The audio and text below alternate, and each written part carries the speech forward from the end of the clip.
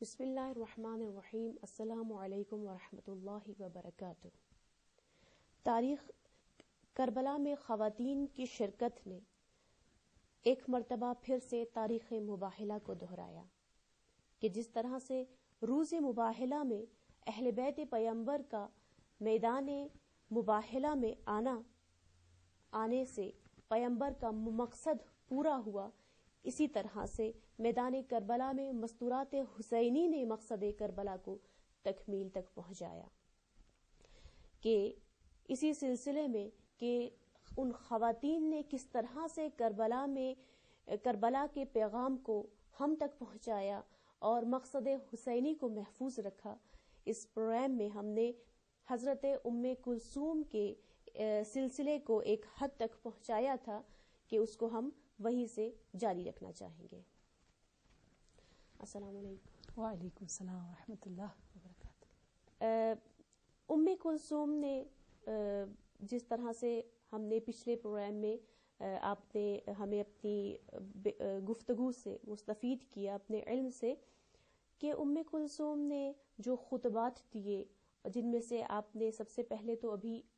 کوفہ کے خطبے کا ذکر کیا کہ کوفہ میں انہوں نے کس قدر شہامت کے ساتھ جو خطبہ دیا، تو جبکہ وہ جانتی تھیں کہ کس طرح کا پیش منظر ہے کہ تمام لوگ یا تمام حکمران کہ جن کے خلاف ہلکی سی بھی آواز اگر بلند کی جائے تو ان کے گلے میں ہی ان کی آواز کو دبا دیا جاتا تھا، تو کس طرح سے انہوں نے یہ شجاعت کو پیدا کیا کہ کیا انہیں خوف نہیں تھا کہ اس حکمران کی جانب سے اس طرح کے پیغامات اور اس طرح کی کوبندہ کلمات سے حکمران کیا ری ایکشن دکھائیں گے؟ بسم اللہ الرحمن الرحیم وبہ نستعین وہو خیر المعین. الحمدللہ ہم اس ہستی کے بارے میں گفتگو کر رہے ہیں جو کہ خود قیدی بن کر دوسروں کو آزاد کرنا چاہ رہی ہے.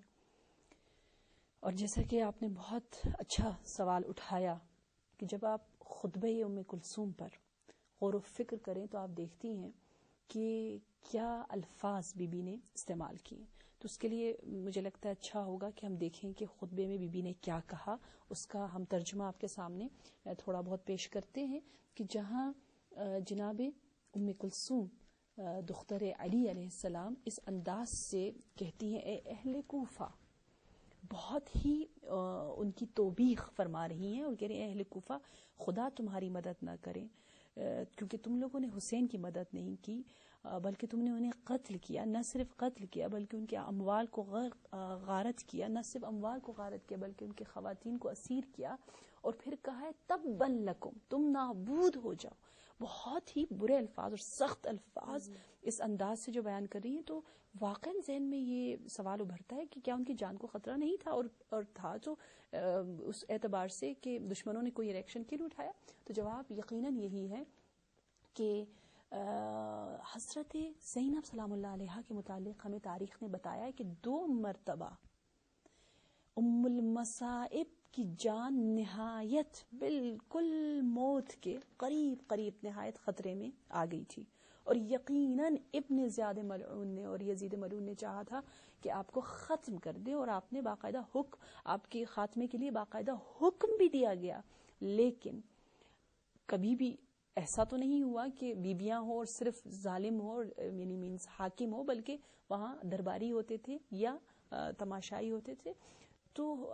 ہم جیسا کہ جانتے ہیں عرب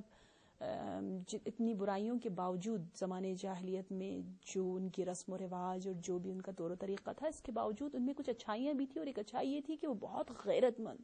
اور عورتوں کے متعلق ان میں کبھی یہ کتنی تاریخ عرب میں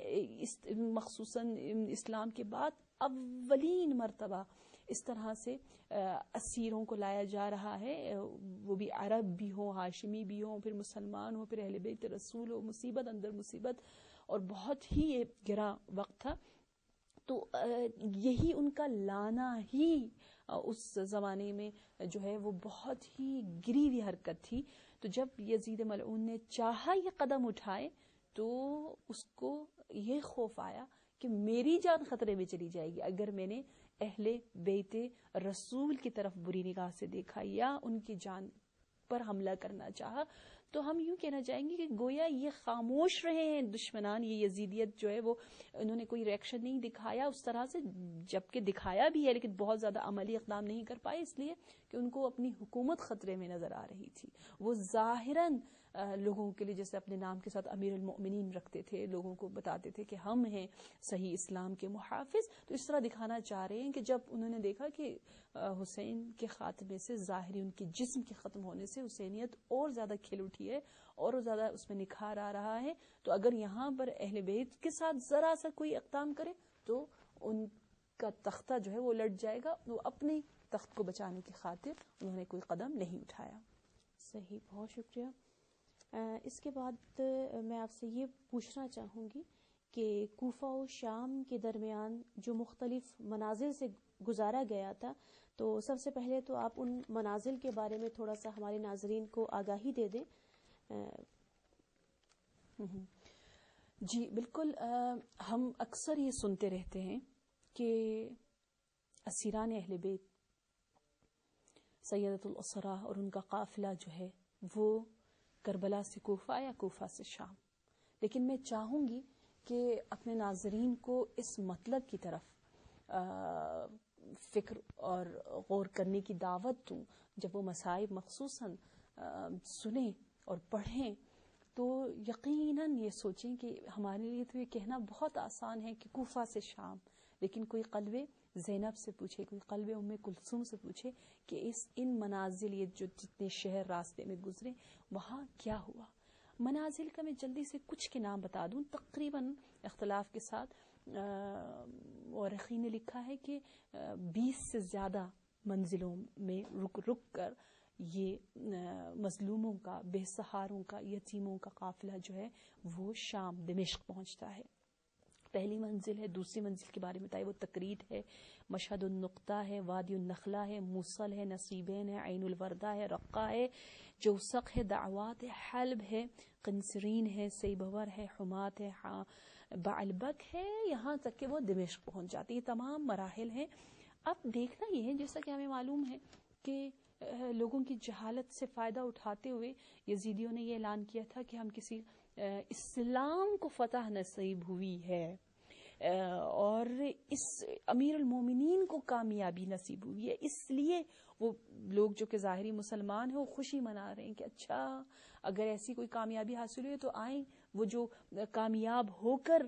جو قافلہ آ رہا ہے اور اسیروں کو لے کر آ رہا ہے, دشمنوں کے اسیر کو, تو آئیں ان کا استقبال کرتے. تو استقبال طبل سے, استقبال دف سے, استقبال تالیوں سے, استقبال نوش اور آب و نوش کا سامان اور رنگین دسترخوان بچھا کر کیا جا رہا ہے. تو یہ بہت اہل حرم کے لیے, اہل بیت کے لیے, اسیروں کے لیے ان کے زخموں پر گویا نمک چھڑکنے کی مانند ہے کہ وہ اور زیادہ غمگین ہوتے اور انہیں بہت افسوس ہوتا. تو یہ سوری میں آپ کی بات کاٹ رہی ہوں کہ یہ تمام جو منازل آپ نے بتائی ہیں 19 یا 20 ہیں, ان تمام منازل سے جو گزارا گیا ہے اور ان کا استقبال کس طرح سے کیا گیا جو ہمیں تاریخ میں ملتا ہے, تو کیا تمام شہر کے افراد نے, عوام نے اسی طرح سے ان کا استقبال کیا ہے؟ کوئی ایسا نہیں تھا جو اہل بیت کی معرفت رکھتا ہو, ان کی مودت رکھتا ہو اور ان یزیدیوں کے خلاف انہوں نے اقدام کیا ہو؟ کوئی اس طرح سے ہمیں تاریخ میں کیا نہیں ملتا؟ افسوس کے ساتھ اکثر شہر والوں نے ساتھ دیا, ٹھیک ہے, یا کچھ ساتھ دے رہے ہیں, کچھ نہیں دے رہے. درۃ الصدف ایک خاتون ہے, انشاءاللہ اس کا ہم آئندہ ذکر کریں گے, اسی راستے میں جس نے حسینیت کا ساتھ دیا ہے وہ ہم آپ کو بتائیں گے. لیکن ہاں, 2 شہروں کے متعلق ایک بات ہمیں ملتی ہے تاریخ میں کہ ایک شہر سیبور ہے جہاں کے شہر والوں نے کہا کہ ہم, جب ان کو معرفت حاصل ہوئی, پتہ چلا کہ یہ کون ہیں, اہل بیت ہیں اور رسول اللہ کا خاندان ہے جو کہ قافلہ اسیر کی شکل میں آ رہے ہیں, تو انہوں نے کہا کہ ہم ان کا استقبال نہیں کریں گے, ہم اتنی آسانی سے ان کو گزرنے کی اجازت نہیں دیں گے یزیدیوں کو. تو کہتے ہیں باقاعدہ جھڑپ ہوئی, جنگ ہوئی, ایک بوڑھے شخص کے علاوہ سب نے ساتھ دیا اہل بیت کا, خاندان رسول کا, اور وہاں پر یزیدیوں کی توہین کی گئی اور انہیں جو ہے ان کے ساتھ لڑائی ہوئی، تو آپ دیکھیے کہ وہی ام کلثوم ہے کہ ابھی کچھ دن ہی نہیں گزرے کہ ان کے بھائی کے ساتھ، ان کے خاندان والوں کے ساتھ کیا مصائب آئے ہیں. وہ دل غمگین ہے، عزادار ہے. جب وہ دیکھتی ہیں کہ ایک شخص ان کا ساتھ دے رہا ہے تو وہ ام کلثوم دل و جان سے ان کی دعا نکلتی، اور اس دعا کو ابو مخنف نے اپنے